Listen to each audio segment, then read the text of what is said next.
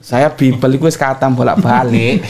Monggo, saya kira itu. Bagi teman-teman yang percaya kalau Gus Mbeti itu adalah seorang yang punya pengetahuan tentang Alkitab, bahkan katam Alkitab seperti yang diucapkannya, maka teman-teman harus tonton video ini sampai selesai.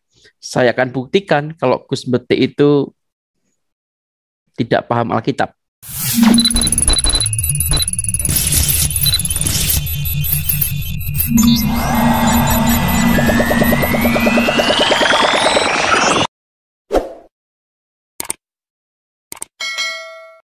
Shalom teman-teman semua, jumpa lagi dengan saya Yoel di channel ini. Terima kasih buat kalian yang masih mendukung saya hingga hari ini di dalam mengembangkan channel ini.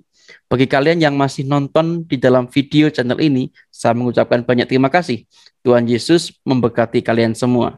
Di dalam video ini teman-teman, kita akan bahas percakapan Gus Mbeti, di mana ketika dia bercakap dengan seseorang, maka dia menjelaskan tentang Alkitab saat itu. Dan apa yang dijelaskannya itu adalah sebuah hal yang tidak tepat. Bagaimana penjelasan itu teman-teman? Yuk kita akan simak baik-baik dalam video berikut ini. Dan Yesus mengatakan, aku hanya diutus untuk domba yang hilang. Yang tersesat hilang di antara Bani Israel. Gitu. Terus teman Kristenku bilang, ini Gus Mbeti nggak baca bahwa baptislah mereka atas nama Bapa, Putra, dan Roh Kudus. Aku senyum saja. Aku bukan nggak baca, Mas. Tapi aku tidak dalam posisi seperti kalian. Kalian kan mengkompromikan dua ayat itu.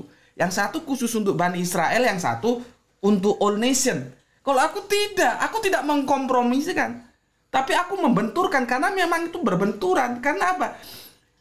Markus itu palsu ayatnya. Karena di Kodeks Sinaiticus itu tidak ada. Yang baptislah mereka atas nama Bapa, Putra, dan Roh Kudus. Tambahan itu ya? ada. Itu tambahan. Iya. Gitu loh. Betul. Jadi kalau ada teman-teman Kristen kemarin ada yang bilang, ini Gus Mbeti bacanya nggak tuntas atau kurang baca. Ya teman-teman, di dalam video yang baru saja teman-teman sudah saksikan, Gus Mbeti itu menyebutkan sebetulnya ada frase, di situ ada dua frase, dan itu terdapat di dalam dua ayat firman Tuhan, teman-teman. Yang pertama adalah di dalam Matius pasal ke-15 dikatakan di sana, jawab Yesus, aku diutus hanya kepada domba-domba yang hilang dari umat Israel. Kemudian ayat yang kedua yang disebutkan oleh Gus Mbeti adalah Matius pasal 28 ayat 19 sampai 20. Karena itu pergilah, jadikanlah semua bangsa muridku dan baptislah mereka dalam nama Bapa dan Anak dan Roh Kudus, dan ajarlah mereka melakukan segala sesuatu yang telah kuperintahkan kepadamu, dan ketahuilah aku menyertai kamu senantiasa sampai akhir zaman. Menurut Gus Mbeti, kedua ayat ini itu dikompromikan oleh orang Kristen. Tapi bagi Gus Mbeti, ayat ini sengaja dibenturkan karena memang berbeda katanya. Nah teman-teman, kalau ini kedua ayat ini dibenturkan, itu bagi saya salah. Karena kedua ayat ini punya makna yang berbeda teman-teman. Yang pertama adalah, kalau kita baca di dalam Matius pasal 15 ayat 24, itu adalah bahasa kiasan Yesus untuk menjelaskan kepada murid-muridnya saat itu. Maka di sana dikatakan, aku diutus hanya kepada domba. Bayangkan teman-teman, Yesus diutus masa kepada kambing. Kambing di situ yang dimaksud bukan kambing yang binatang, tapi ini adalah orang-orang atau murid Yesus yang mengikut Yesus. Bahkan dikatakan di sana ada umat Israel. Nah, umat Israel itu adalah gambaran dari umat pilihan Allah. Ketika umat pilihan Allah itu terhilang, maka Yesuslah yang mencari mereka. Oke ya. Jadi ini adalah ayat bukan saklek Bani Israel, dikatakan begitu ya. Bukan Bani Israel itu adalah negara Israel. Bukan teman-teman. Tapi ini adalah bahasa kiasan yang digunakan oleh Yesus untuk menunjukkan bahwa dia diutus oleh Allah untuk mencari mereka yang hilang. Mereka siapa yang dimaksud di situ? Mereka yang dipilih oleh Allah.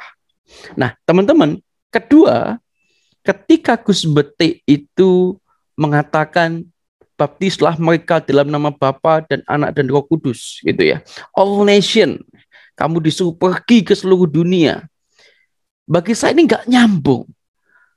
Nggak nyambungnya gimana, teman-teman? Matius pasal 15, di situ Yesus ngomong kalau dia ini sebagai apa? Utusan yang diutus oleh Allah untuk menyelamatkan umat pilihannya.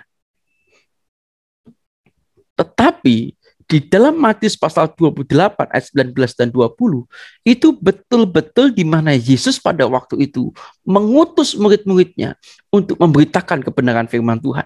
Tidak cuma memberitakan kebenaran firman Tuhan, di situ ditugaskan untuk menjadikan semua bangsa itu muridnya Tuhan. Dan menariknya adalah kedua ayat yang disebutkan oleh Gus Mbeti atau dikutip oleh Gus Mbeti itu terdapat di dalam Injil Matius.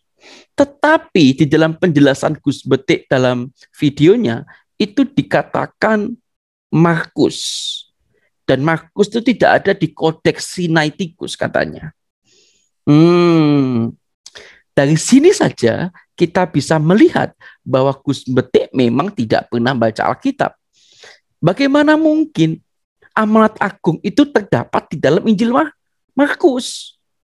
Padahal jelas-jelas dalam bagian ini, amanat agung yang dikatakan Gus Mbeti, baptislah mereka dalam nama Bapa dan Anak dan Roh Kudus ini, terdapat di dalam Injil Matius pasal 28.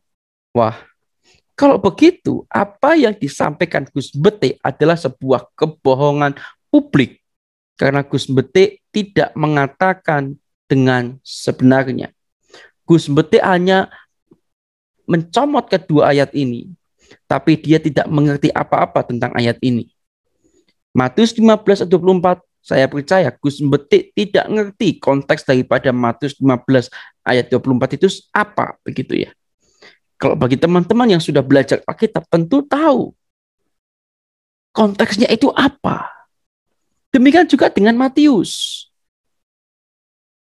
Dan kedua ayat ini tidak bisa dibenturkan.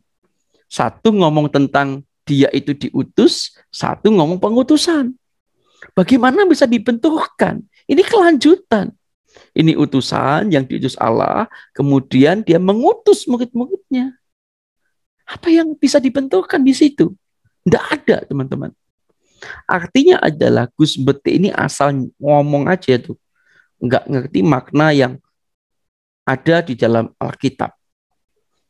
Jadi teman-teman, kalau ada orang-orang semacam ini, jangan didengarkan.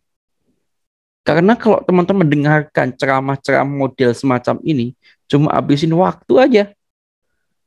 Dan jangan percayalah dengan Gus Mbeti itu. Oke teman-teman ya. Kiranya Tuhan memberkati kita sekalian. Sampai jumpa di video berikutnya.